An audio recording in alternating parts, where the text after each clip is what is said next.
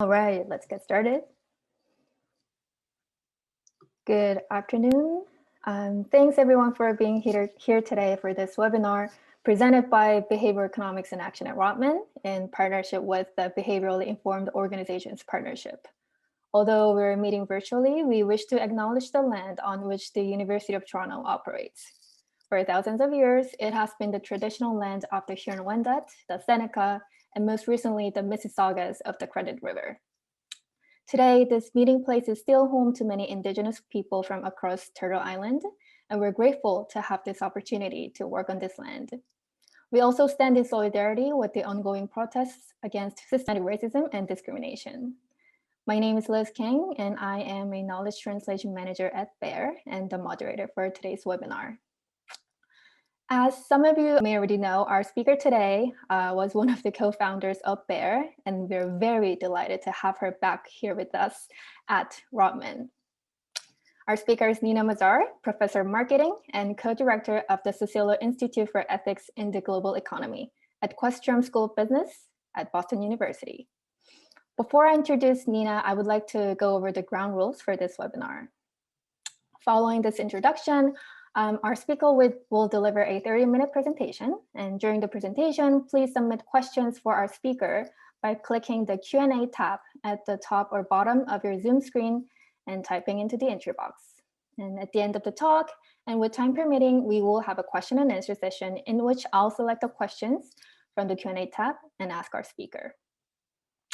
Without further ado, I'd like to introduce Nina. Nina was the 2019 president of the Society for Judgment and Decision Making and has been named one of the 40 most outstanding business school professors under 40 in the world in 2014. With her focus on behavioral economics, she investigates the implication of human biases on welfare, development, and policy. Popular accounts of her work have appeared, among others, on NPR, BBC, the New York Times, Financial Times, Wired, Harvard Business Review, and various New York Times bestsellers, as well as in the documentary feature film, The Honest Truth About Dishonesty. So, welcome back, Nina, for being here today, and take it away. Thank you for the very kind introduction. It is indeed lovely to be back, even if it's virtual. So let me just share my screen. So thanks for having me on there. I thought what better opportunity than presenting some of the early work that we did with BEAR in Ontario. And then time permitting, I'm hoping that I also can talk about a more recent study that I ran when I joined the Behavioral Insights team at the World Bank in 2015 to help them for 2 years to build up behavioral insights within the World Bank. So without further ado, here are the 3 experiments I would like to talk about. So the first 2 in Ontario, one is on organ donation, which was targeted at individuals. Then one on tax filing delinquency, but not on individuals, but on organizations actually. And then the last one, which is the World Bank one, where we ran a tax payment delinquency experiment in Poland that was again focused on individual delinquency. And these are the collaborators of those 3 projects. You see here a mix of Government of Canada and Government and Ontario, World Bank, University of Toronto, University of Exeter, Queen's University, and University of Rochester. And the University of Rochester and Queen's University professors here, Nicole Robitaille and Avery, were former students of ours in the marketing department at the Rotman School.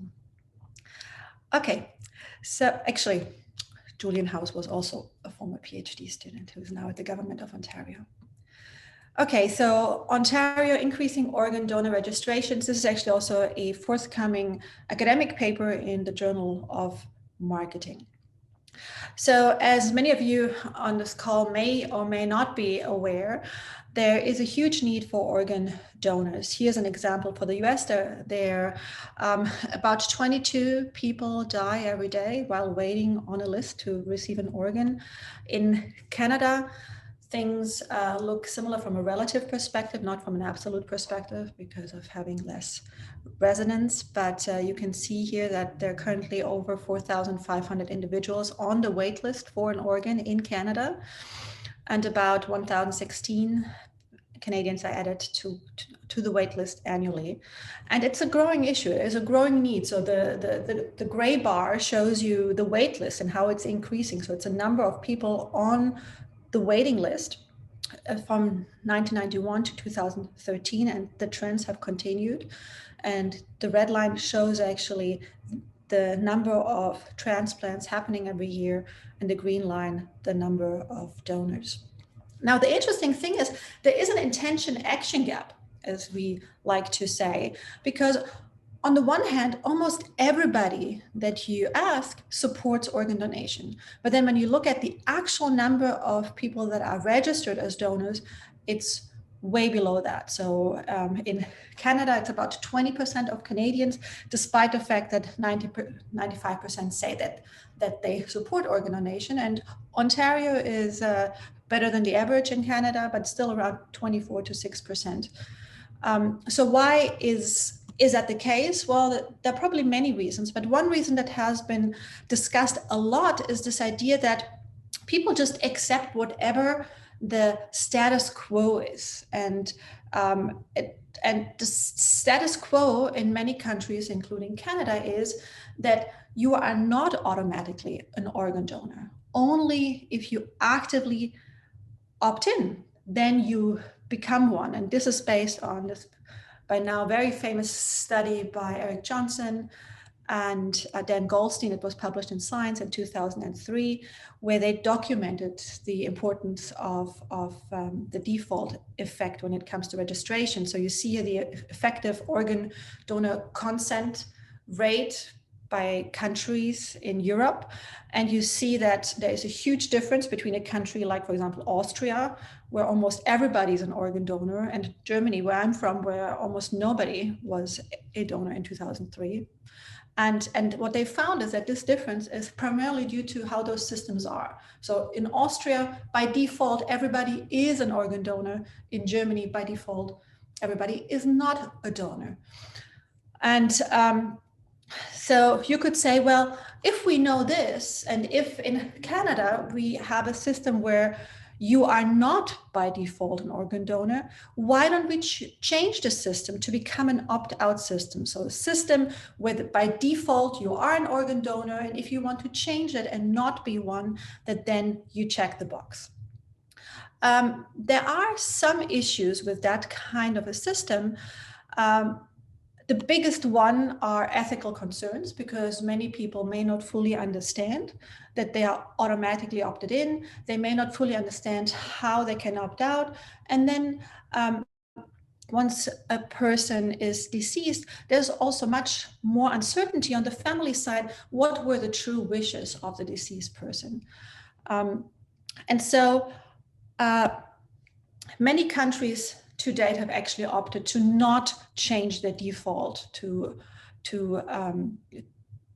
that kind of a system. And instead, what they're doing is a prompted choice system. So you are not by default an organ donor, but when you go, for example, to an Ontario service center, every time when you have a transaction and you are not registered as an organ donor, you will be actively asked, would you like to register your consent to be an organ and tissue donor? And you have to respond with yes or no. So that is called prompted choice. And it has been found that prompted choice systems work relatively well, but still not good enough. And in fact, in Canada, a prompted choice system is used, but as you can see, the registration rate is still between 24 to 26%. And so what we came in with was, how can we improve donor rates within this prompted choice system that Ontario has? So we didn't want to change the default, we want to just use what the current system is, but how could we still make some improvements based on behavioral insights? And so we went into a Service Ontario Center and checked, okay, well, how does the current system work? And as many of you know, especially when you go to a larger center, you come in, there is a registration desk, you get a wait number, and then you wait. And you wait and you wait and you wait to finally get to a service counter where you will do what you came for. So whether that is registering a new child, or whether you just need to renew your driver's license. And while you're doing that transaction, while you're almost done and you're looking forward to leave, you're being asked, would you like to register today your consent? And it doesn't take a rocket scientist to realize that that may not be ideal. People just want to get out of this center at this point in time. And it's a really important question to be just asked on the side while I'm engaging in a different transaction. On top of that, if I do say, oh yes, I do want to register, I'm being handed out, or I was handed out at that time, a form that looked like this, which is quite big and complex. So on the left-hand side, you see a lot of information about statistics, and then you see where I have here panel B. This is basic data, your last name, first name, mailing address, which they already have because you already came in for some service. So you already had to give your name and your address and all of that. So it's actually, no, I'm blanking on the word. It's not needed anyways. And then only at the bottom where I say panel C, this is where really the most important part happens, where you say if you want to register and what you want to register to donate. So we thought, well, let's just try and give individuals when they come to a service center more time to think about this question, since it is an important question. And are there also ways to motivate them more to register? And giving them more time is relatively easy. What did we do? We said, okay, well, when people come into the service center and get their waiting number, let's also then hand them the registration form. So let's hand it to everyone so that while people wait, they can look at the form and think about it. And can we simplify the form? Yes, we can, because everything in panel A and panel B is not needed. Only panel C is needed. So we decided, let's simplify the form, make it smaller, print it on a sturdier paper so people can fill it out while they're waiting. And we also created this green visual bar because we thought maybe we can put in some messages there to motivate individuals. So this on the right-hand side, it was our new simplified form. And then to motivate people to think more about it, we said, okay, well, let's give to one group of people with the simplified form this information brochure on the left. This is the standard organ donor information brochure that you find in the Service Ontario centers. But then we thought, okay, well, let's have another group where with the form, we don't give the brochure, but in that green banner at the top of our new simplified form, we have a question that says, if you needed a transplant, would you have one?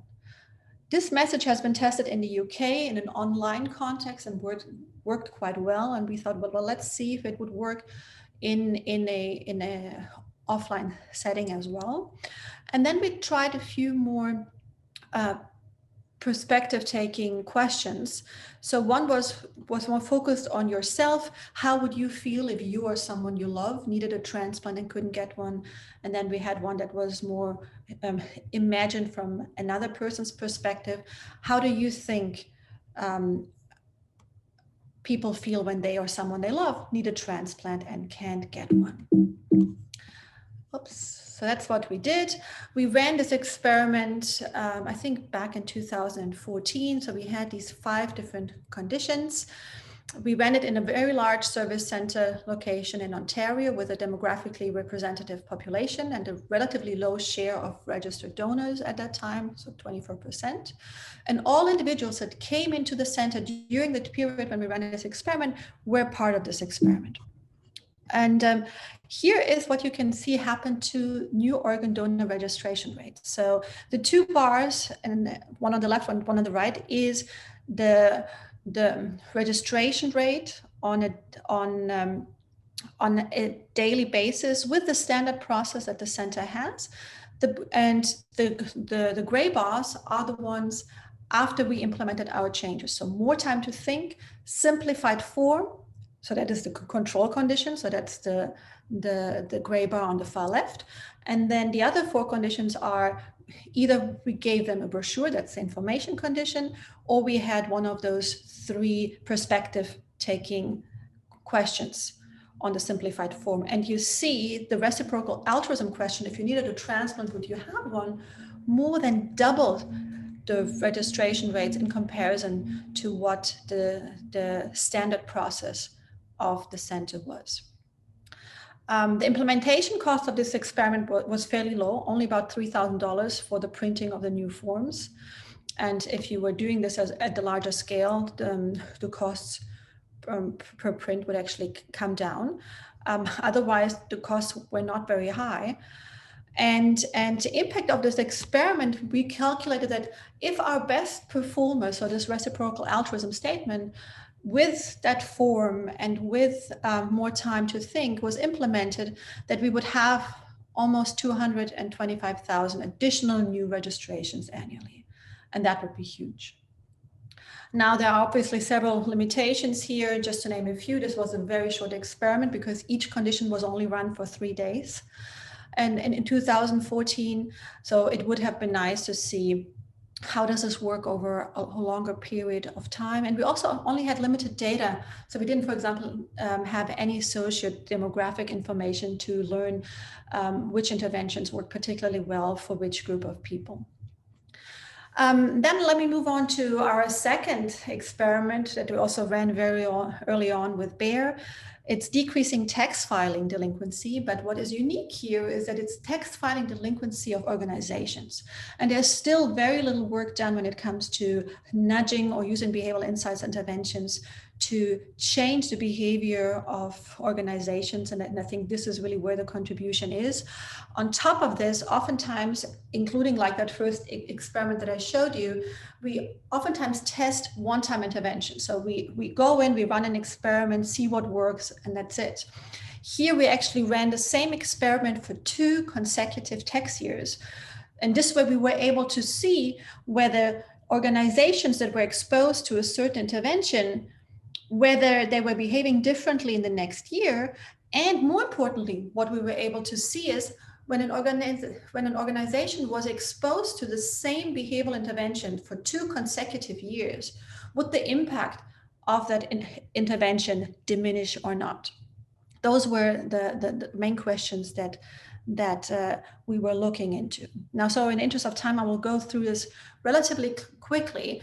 I think it should be clear that effective funding of public services depends on levying taxes and minimizing collection costs. It's also clear, same as for individuals, for organizations, when they file late, they incur penalties, they incur interest rate on a daily basis. So it should be also an incentive for organizations, same as for individuals, to not be delinquent with paying their taxes. Now, on the individual level, we know there exist several experiments, same as also our Poland experiment that I would like to tell you about in about 5 minutes or so. And it has been shown in an individual context that social norm interventions really work very well. So if I tell you something like 9 out of 10 people pay their taxes on time. Now, with organizations, we thought social norms may be less effective. And we also didn't have the luxury to try too many different things. In fact, we only tried one interventions. And so let me just skip over that. So what we decided to do is that we wanted to do an intervention that has also been shown to be quite good at motivating people to act, which is the use of implementation intentions. And I will say a few things about that in a second. Just to give you a context, we ran this experiment in Ontario on organizations that had to pay their employee health taxes. There are about 83,000 firms in Ontario that have to pay employee health taxes every year. And about 8% of them, so 6,500, fail to file their payroll tax on time. So those were the participants basically of our experiments. And what we wanted to do is we wanted to instill implementation intentions. So we wanted to help companies think a bit more concretely about, okay, well, when, where, and how are you going to act and pay your taxes? Because this has been shown to work quite well when it comes to voting behavior or preventative screening. And we thought, okay, well, let's try this in this context as well. So what did we do? So the text due date is March 15. April 21, late notices were mailed, and we either assigned organization to get the standard letter that the government sends out in that case, or our behavioral letter. And then we measured how fast would organizations pay the taxes that were due. And you see here the standard letter for employee health taxes when you're delinquent. And you see here it says, we have not received your employee health tax annual return for this particular calendar year. Your return was due on or before March 15. Please complete and file immediately. Interest and penalty charges will apply. You must file immediately in order to prevent further interest charges. Continued failure to file the required return is a serious offense. If you have any questions, have a look below. And then there was usually also a flyer or a second page that had more information where companies can file. But at the same time, most companies do this every year. There aren't that many new companies every year. So usually companies also know how to do this. Now, our letter looked slightly different. At the end of the day, the content was the same when we also include the flyer that was sent with the standard letter. So, but we focused primarily on the when, where, and how of paying the taxes. Now, the when is new here. So we actually explicitly gave them a deadline. Now, you could say it doesn't make sense to give a deadline because every day you are delinquent, you are incurring interest rates. So you should pay as soon as you can. But we thought, okay, well, let's make it more concrete. Let's give them a concrete deadline. And then we used the information from the flyer or that second page of the letter that said where and how they can file. And we put it in something that is visually more appealing or easier to digest. And we made the language a little bit simpler, used more active language rather than passive language. And just to also show you, so 97% of organizations in our first year, almost everybody in year 2 had previous filing experience and so should know when, how, and where to file a return. So let's look at the days that it took companies that were delinquent to file the delinquent taxes. That's on the x-axis, the days, and on the y-axis, you see the percent of organizations filing the return. And this is with the standard letter. And after 10 days, after our letter was sent, additional collection efforts actually started. And what we see here, the dashed line is how organizations behaved who got our treatment letter. And you can see here that they took on average 4 days fewer to file their taxes. And that's and the impact of our intervention didn't erode for about 10 weeks. That was in year 1. In year 2, things looked fairly similar. Organizations with our letter took 5 fewer days to file their taxes. And it took about 16 weeks for the impact of our intervention to erode. Now, I'll just explain this, what I had on this previous graph that I just passed by. The interesting thing is what we found was that if you got a letter in year 1, it didn't have, so if you got our behavioral letter in year 1, it didn't have any impact on how you acted in year 2. But the more important thing is, if you were delinquent in year 1 and you got our intervention, and as a consequence of it, you filed faster. And if in the second year, again, you were delinquent and you got the same intervention again, it was equally, if not even a little bit more effective than before. So we do not find that repeated encountering of the same intervention that decreased in effectiveness. So the effectiveness remained, and I think that is a very useful insight. Impact. So we estimated we would have collected approximately 500,000 additional tax at only 10,000 Canadian dollars.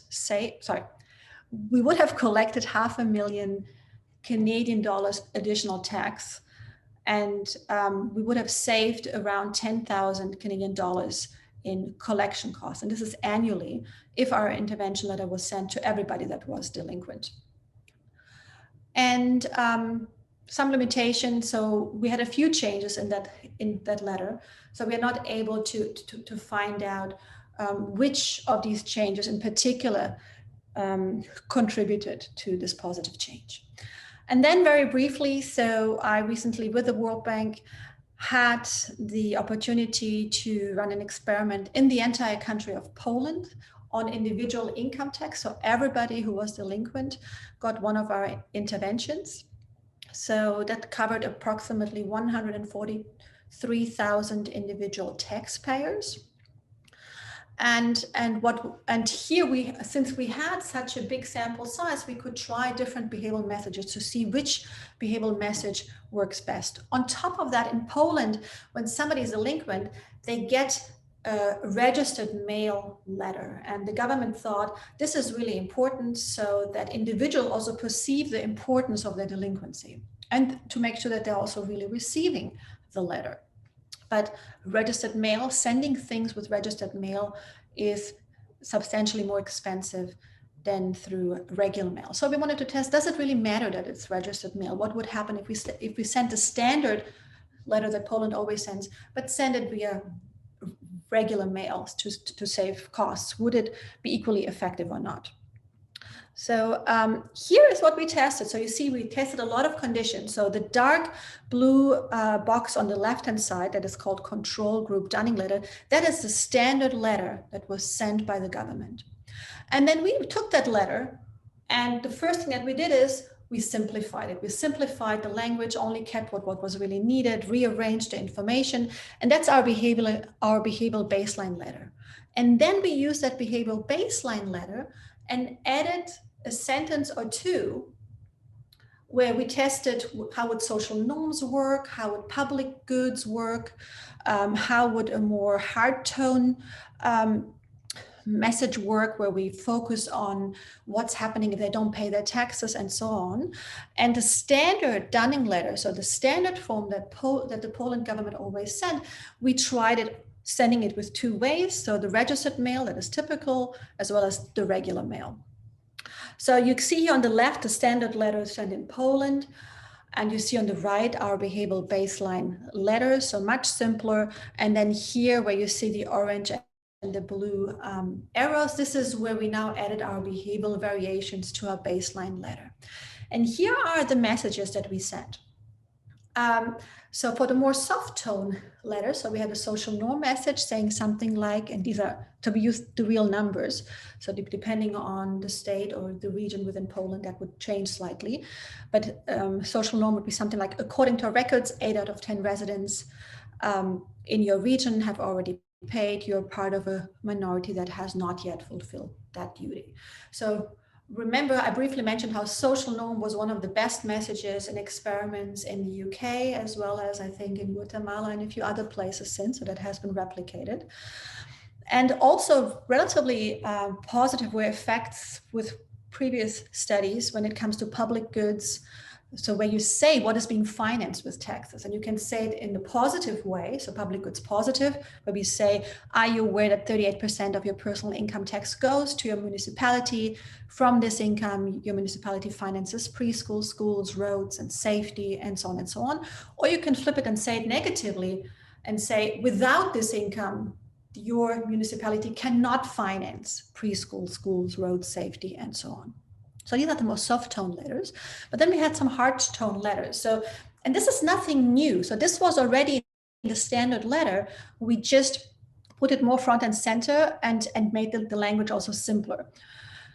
So in the deterrence letter, we say things such as, we are determined more than ever to collect taxes. And remember that as part of the execution procedures, we can, for example, block your bank account, salary, and in addition, you will have to cover all execution expenses that arise, which is true, and again, is also said in the standard letter.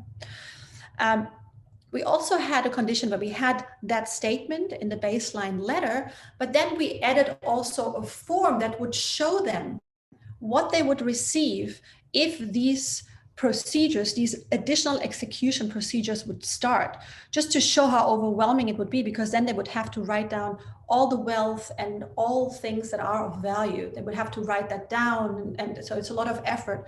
We thought that this would make it even more real or threatening. And then we had something that we call omission condition. So here we say, so far we have thought of your payment delay to be accidental. However, if you disregard this notice, we will consider it an intentional choice of yours and think of you as a dishonest taxpayer. And then we combine that also with that deterrence message where we say how we can block their bank accounts and salary. And finally, we also had this omission condition with a small variation where we wanted to say that we wanted to take the taxpayer perspective, and we said, so far you might have thought of your payment delay to be accidental. However, if you disregard this notice, you should consider it an intentional choice of yours and think of yourself as a dishonest taxpayer. So let's have a quick poll at this point. Which of these behavioral letters do you think worked best?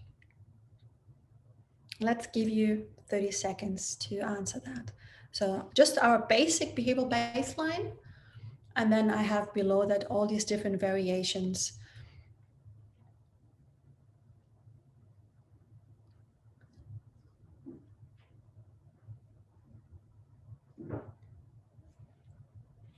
So let's take a few more seconds.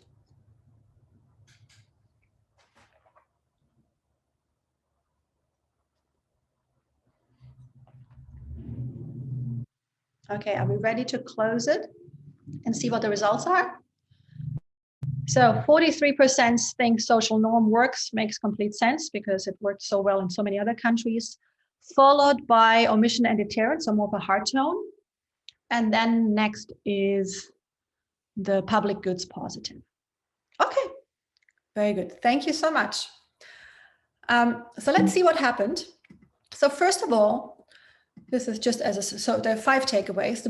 So one that was important for the government, it didn't matter if these delinquency letters were sent by regular mail or expensive registered mail. They worked equally well. So we see the percentage of taxpayers paying their income tax after receiving the standard letter, either, so the black bar is the registered mail and the blue bar is just the regular mail. So you can save money.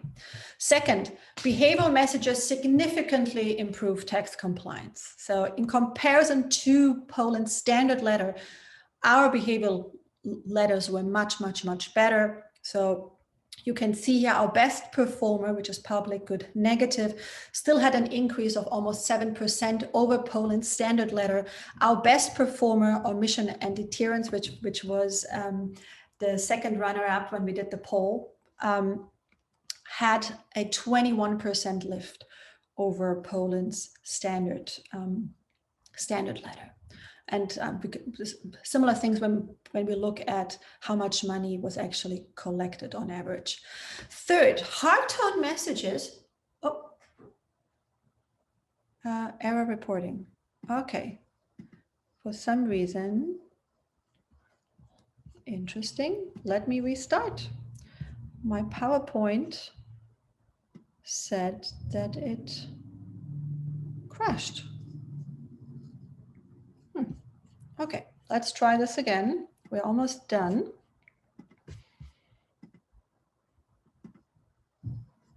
Haven't had that happen in a while. Okay, almost there. So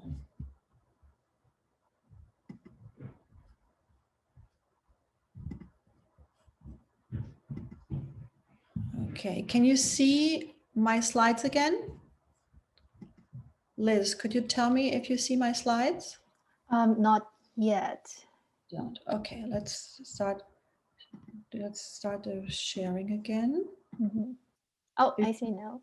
Perfect. So hard tone messages are significantly more effective than soft tone messages. So that was interesting for us. You can actually see here social norms was not that good. It's the second orange bar on the left. And you can see how the difference is in comparison to omission and deterrence. But all of them were still better than Poland's standard letter, which is the black one on the left. And there was substantial and interesting heterogeneity between different taxpayers. Just to give you some examples that I think are really worth exploring, the deterrence messages work particularly good for parents. Public good messages worked very well for younger generations, not for the older. It may be because of the choice of public goods that we picked in the message. And the public goods messages also work much better in rural than in urban areas. And my final takeaways, some behavioral messages were even worse than our behavioral baseline. So here's our behavioral baseline, and you see all the other behavioral messages in comparison to that gray behavioral baseline. And that is something that we are very puzzled about, because all the behavioral letters had the behavioral baseline letter, and we just added 1 or 2 sentences, right? And what we can see here, and this I haven't seen at other field experiments yet, social norms and the public good messages, which work really well in other countries, were significantly worse than just sending the behavioral baseline letter. So there's a lot to explore, and we are currently following up with some surveys to understand it a little bit better. But just to give you just an idea about the impact. So the impact was estimated to be at $10 million additional tax that we would have collected at 39% reduced cost if the best performer was sent to everyone. But the limitations here at this point, as I have alluded to, we don't really know right now why are soft tone letters performing worse in Poland than the behavioral baseline. What is the psychological process? So we're trying to follow up with that with some surveys. So I gave you an overview of 3 experiments, 2 which were really one of our first ones that we ran with our Bear Center, with individuals and organization, a recent one with the World Bank. And I think it just reiterates the power to improve outcomes through behavioral science without imposing on the freedom of individuals, without requiring the passage of new legislation, without raising huge ethical concerns, in particular surrounded by defaults, and without high implementation costs. But I also, when I give this kind of talk, I also always want to make sure that we understand that we need to be very intentional about the things that we are doing, and understand that there may be ethical implications when we want to give advice to governments or to organizations. So we should have an idea about unintended consequences, costs, reliability, effect size. So there's really lots of interesting and important questions to consider. And with that, I will stop here. Thank you so much for having me on this seminar. And I look forward to seeing your questions. Thanks so much, Nina, for sharing this very important work with us. We do have a lot of questions lined up, and since we have a limited amount of time, so I'll jump right in. So the first question we have here is, does reciprocal altruism engender more negative effect for the process or the donation itself? Because participants may sign up more out of guilt, but feel like less positive about the donation. Interesting question. We don't know. We have field experiments about that only focus on outcome, but not on psychological process. So we don't know how individuals feel about this. We have anecdotal evidence from also some surveys that we ran, and we never got into. We haven't seen any indication for guilt, but I cannot speak for the participants that ultimately signed up in the experiment as organ donors. Another question I have here is about the tax filing.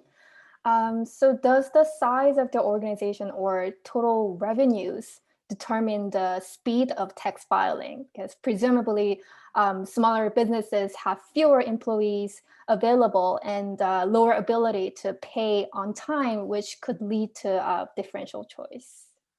We didn't see much of that variation, I believe. I would have to go back into the paper, but we also had very limited information about the organization. So that is something that is in Canada in particular an issue due to the privacy laws that are much stricter in Canada than in other countries like that. But as a researcher, that makes it harder because you don't get that much information to really look at heterogeneity to understand, okay, for whom did these interventions work particularly well, for whom did they not work so well. So we don't know. Got it. Another question. In talking about the impact of your interventions, you extrapolated your findings to the population. So could you comment on why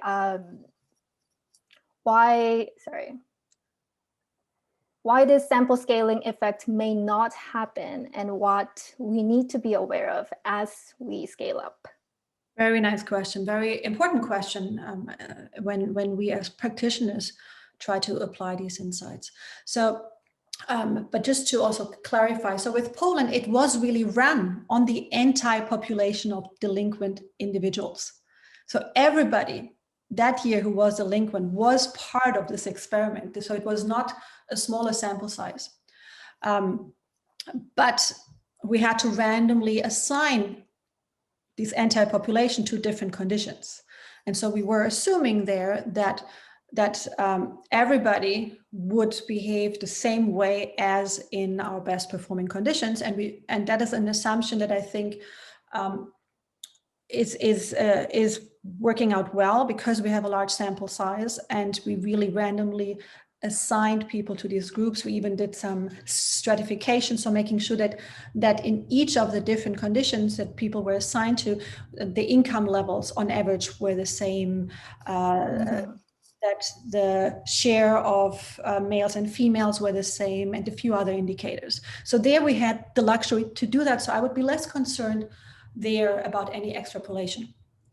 Similarly, actually in Canada, with the tax experiment, again, the entire population of organizations that had to pay the employee health tax and that were delinquent in 2 years were assigned to our behavioral intervention. And there was just one behavioral intervention.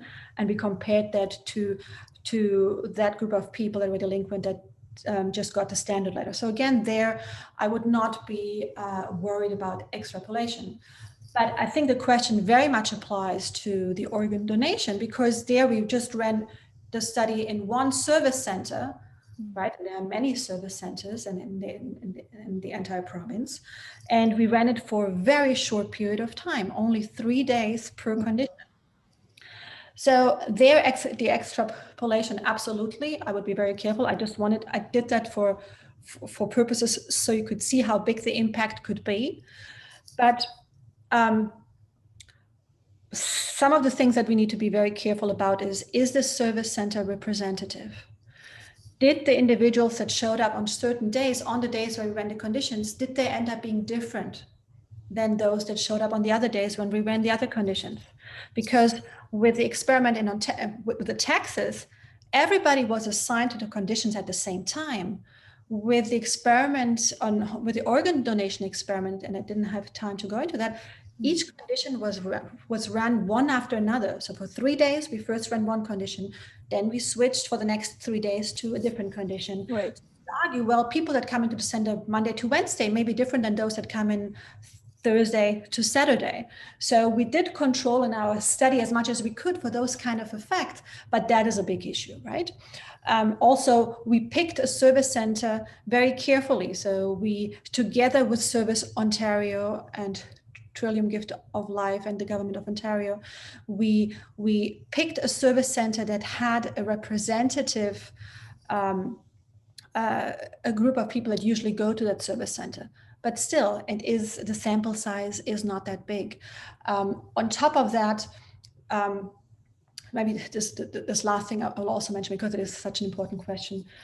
When I did that extrapolation, I assumed that a service center would implement everything that we have done, and we did a lot of changes there, right? We changed the process so that you would see the form at the beginning. It requires a registration desk. Not every service center has a registration desk, and and I can only speak to the form that we tested, right? It's look at. And just to give you an example, so the Government of Ontario has since actually simplified their form. But the design does not look like ours. It's not on card board or on stronger paper. Right. It doesn't have a colored bar like the one that we used. They also implemented the reciprocal altruism statement, but they didn't do any of the process changes that also came with this, right? So when you change so many other things, I cannot speak to that. There may also be other things that are happening at the same time that I cannot control for. When we do this extrapolation, it's based on that. Again, I'm a bit less worried about that with the taxes because it was run in the entire province or in the entire country. But very important question. Thank you. This question is something that I'm also interested to hear. So what kind of obstacles did you face when you came up with your design? So what were some of the issues you faced when transferring insights from academic field to this real world applications? Also a nice question and important from an applied perspective. Well, some issues are around what is doable given the current existing process within an organization or within the government, right? So you have to work within those limitations. And some of those limitations could be as simple, if you want to say simple, actually, not sure that it fits, like the IT support. Are they even able to track performance of the individuals that were given our different interventions? Are you able to really, truly randomize our conditions to individuals? Can we get additional information about those individuals so that we can look for whom do which interventions work particularly well, while also assuring privacy?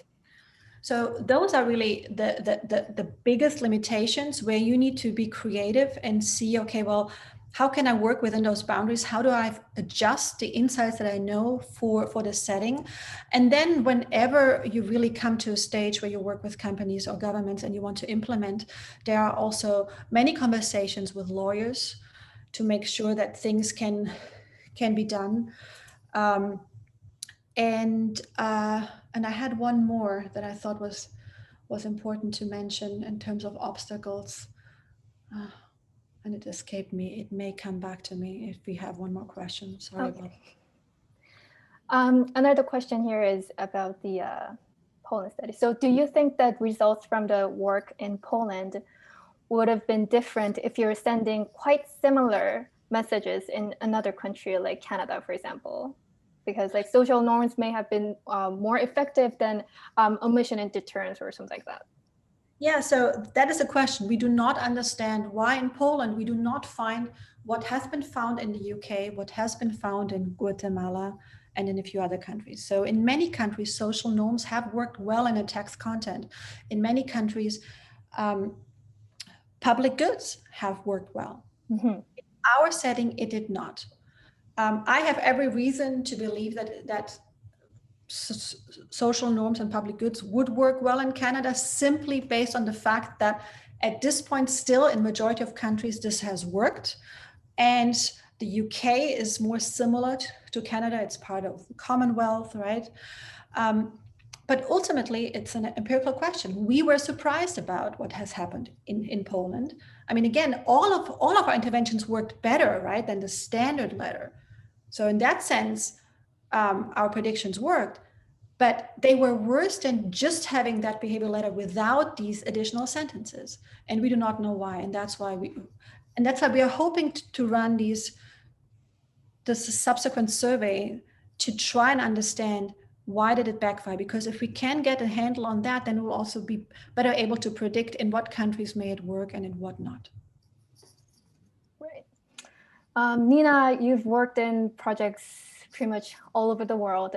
So can you comment on kind of similarities and differences in behaviorals all over the world? How are they similar? How are they different? I would not say that I really have that insight to to talk about that. I have not run experiments in that many countries and that many settings. So let me think.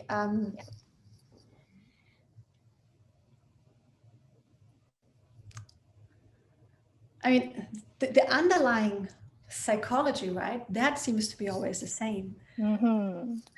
Why something works in a certain setting or not, I don't know how many universals there are. I mean, that's why I think when we always run behavioral science experiments, we also always say it's so important to run experiments. You can know from research what has worked in other settings, but you never know. You may not be aware of some things, especially if I come in as somebody who has now experience of living in Germany, and also because of my family in Yugoslavia and in Canada and in the US, but going into a culture that I don't fully understand, there could be so many things that I'm missing out. And that's why it's so important to also work with organizations on the ground and bring them to the table. So I guess I'm dodging the question a little bit. I would have to think more about it. Okay. Here's going to be our last question. So Nina, what do you think are the main kind of like avenues for future behavior economics research moving forward? Okay. Well, first of all, I think they're like the ones that we are doing right now, there's still plenty of opportunity to do that. I still think, I mean, as you've seen with what we have found with our organ donation study, we moved the needle, yes, but we didn't move it by much. So there is still so much room there to improve. Same as with many of the other domains that are already existing. So I'm not really sure that we need to move on to other questions. I think we can still think about, okay, well, how can we improve on what we have already achieved? And I think there, one change that I'm hoping for is that behavioral scientists get invited to the table earlier. So not just when something doesn't work that well, but at the inception of new procedures, or when things change, get behavioral scientists very early on to talk with others. That's one thing. But I also think in terms of new topics, there is so much wonderful work by some people right now when it comes to misinformation, which is something that is a societal problem in so many countries. So misinformation that leads to issues with whether people accept wearing a mask now during the pandemic, whether they trust the vaccine, misinformation in terms of politics. There's so much of that, and there is a lot of research on the psychology side that has now discovered some interesting mechanisms and has ideas for interventions. But there we definitely need more now applied work in the field to see to what extent do these interventions work. What are they in particular, are they working in the long term, or are people becoming immune to that? I think that is an important topic, and I'm thinking about this because I just talked to Gord Pennycook yesterday, who is in Canada, right, at the University of China, who's doing wonderful work with his colleagues along those lines. I think also right now with the current COVID pandemic, there is also lots of work that can be done there. I mean, the Behavioral Change for Good initiative just had this huge mega trial on flu vaccines, and we can use those insights to see to what extent that can help with the uptake of the COVID vaccine. I mean, those are the most pressing issues that I feel we can get more into. And I think there is a lot of interest from us behavioral scientists, and it's more, at least that's how I'm experiencing it, but that may be wrong. I feel it's more about not getting to the right partners to talk about this and to share this. And last thing I want to add, I think there is tremendous potential by adding more design thinking and graphics when we think of messages. Text messages, and the use of machine learning techniques to try and predict which interventions work best for which groups, because we do need to start thinking more about equity. And most of our experiments do not really pay attention to, do these interventions really work on underrepresented minorities, and yet we claim that or indirectly we claim that they do. I think those are, for me, the big areas that I'm particularly interested in and that I'm starting to work in. All right. Well, thanks so much, Nina, again, for leading our webinar today. A full recording of this webinar will be available on our webpage by clicking the side tab labeled events and then clicking the sub-tab labeled Bear webinar series. Our next webinar will be on March 21st, and we will hear from Simon Bracape, adjunct professor at Carleton University and Trent University. Thank you all for attending. Thank you, Nina. And you can now exit this webinar screen by closing your Zoom screen. Thank you. Thank you. Bye.